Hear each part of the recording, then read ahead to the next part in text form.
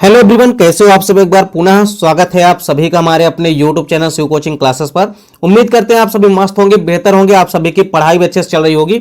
आज के इस वीडियो में हम देखेंगे यहाँ पे दो ऐसे इंपॉर्टेंट क्वेश्चन जो कि आपके पेपर के पॉइंट ऑफ व्यू से काफी इंपॉर्टेंट है।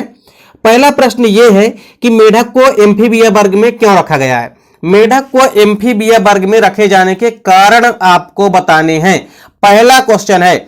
और इसका आंसर देखिए, सबसे पहले देखते हैं। तो पहला इंपॉर्टेंट रीजन क्या है, मेढक को एम्फीबिया वर्ग में रखे जाने का जो पहला कारण है वो ये है कि जो मेढक होता है वो जल व थल दोनों में रह सकता है, क्योंकि उभयचर वर्ग में ऐसे ही प्राणी तो आते हैं जो कि जल व थल दोनों जगह रह सकते हैं। तो मेढक के अंदर उसकी जो बॉडी होती है, बॉडी उसकी अनुकूलित होती है। किसके लिए अनुकूलित होती है? जल व थल दोनों ही स्थानों में रहने के लिए अनुकूलित होती है, जिस कारण से ही तो इसको एम्फीबिया वर्ग में रखा गया है, क्योंकि इसकी बॉडी अनुकूलित होती है, जल व स्थल दोनों जगह रह सकता है ये। दूसरा इंपॉर्टेंट रीजन क्या है कि असमतापी होना शरीर का। इनकी जो बॉडी होती है वो असमतापी होती है। असमतापी का मतलब होता है कि जिनके बॉडी का टेम्परेचर बदलता रहता है, ऐसे जीवों को हम असमतापी जीव कहते हैं। अर्थात इनकी बॉडी का जो टेम्परेचर है वो एक समान नहीं रहता है, अर्थात इनकी बॉडी का टेम्परेचर बदलता रहता है। तो जब ये जल में रहते हैं तो टेम्परेचर कुछ और रहता है, बाहर आते हैं तो टेम्परेचर कुछ और हो जाता है। तो इस प्रकार से आप पाएंगे कि दूसरा प्रमुख रीजन है कि बॉडी का असमतापी होना। तीसरा प्रमुख कारण देखिए क्या है कि मेढक को एम्फीबिया वर्ग में रखा गया है। जो इनकी त्वचा होती है वो नम होती है। कैसी होती है? त्वचा नम होती है, इसके अलावा चिकनी होती है, साथ ही साथ ग्रंथिमय होती है, जिसके कारण ये दोनों जगहों में श्वसन कर सके। तो इसकी त्वचा जो चिकनी और नम व ग्रंथिमय होती है, जिस कारण से यह दोनों ही जगह पर श्वसन कर सकता है। यह पानी के बाहर भी और पानी के अंदर दोनों ही प्रकार से श्वसन कर सकता है, दोनों ही कंडीशन पर।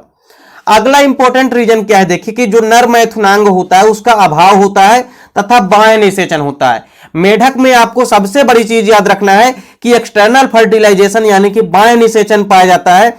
बाह्य निषेचन का मतलब होता है कि इनमें निषेचन कहां होगा? जल में होगा।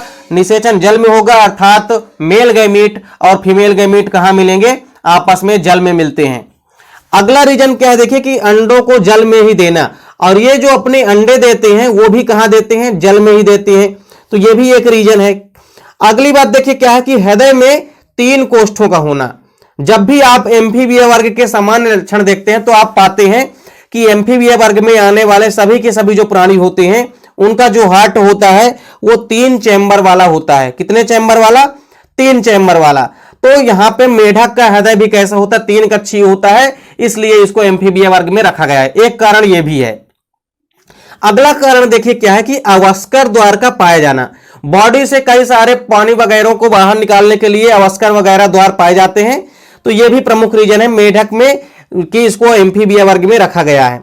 अगला इंपॉर्टेंट रीजन क्या है कि मछलियों के विपरीत कर्ण का पाया जाना। इनमें बाह्य कर्ण का बेसिकली अभाव होता है, तो मछलियों के विपरीत इनमें कर्ण का पाया जाना, तो यह प्रमुख रीजन है। तो आपको कम से कम 4-5 रीजन फिर भी ऐसे तैयार करके रखने हैं जो जिसको कि आप बता सके कि मेढक को एम्फीबिया वर्ग में क्यों रखा गया है। अक्सर यह क्वेश्चन आपके एग्जाम में पूछा जाता है और एनुअल एग्जाम में तो ऐसे क्वेश्चनों के आने की पूरी संभावना होती है। इसी प्रकार एक और क्वेश्चन है, जैसे कि जो व्हेल मछली होती है, व्हेल मछली को हम स्तनी वर्ग में रखते हैं, तो उसको स्तनी वर्ग में रखे जाने के यहां पे कारण बताना है। तो दूसरा क्वेश्चन हमारा आज का यही है कि जो व्हेल मछली होती है इसको स्तनी वर्ग में क्यों रखा गया है। तो देखिए सबसे पहला जो कारण है वो ये है कि चूसक युक्त स्तन ग्रंथियों का होना। जैसे आप मानव में देखते हैं कि मानव में जो मादा होती है उनमें स्तन ग्रंथियां पाई जाती है, और उन्हीं स्तनों ग्रंथियों से चूसक के माध्यम से शिशु जो है तो शिशु क्या करता है कि दूध का स्रावन करता है। तो शिशु जो है तो बेसिकली आप पाएंगे कि सेम उसी प्रकार व्हेल मछली में भी चूसक युक्त स्तन ग्रंथियां होती है, जो कि बेसिकली जैसे मानव में होता है उसी प्रकार जो है तो व्हेल मछली भी क्या करती है? अपने बच्चों को स्तन ग्रंथियों के माध्यम से स्तनपान कराती है। तो इस प्रकार से इनमें बेसिकली स्तनियों के समान ही चूसक ग्रंथियां पाई जाती है, यानी कि स्तन ग्रंथियां पाई जाती है, जिस कारण से इसको स्तनी वर्ग यानी कि मैमेलिया वर्ग में रखा गया है। तो व्हेल मछली को स्तनी वर्ग में रखे जाने का पहला रीजन तो यही है कि इनमें स्तन ग्रंथियां उपस्थित होती है।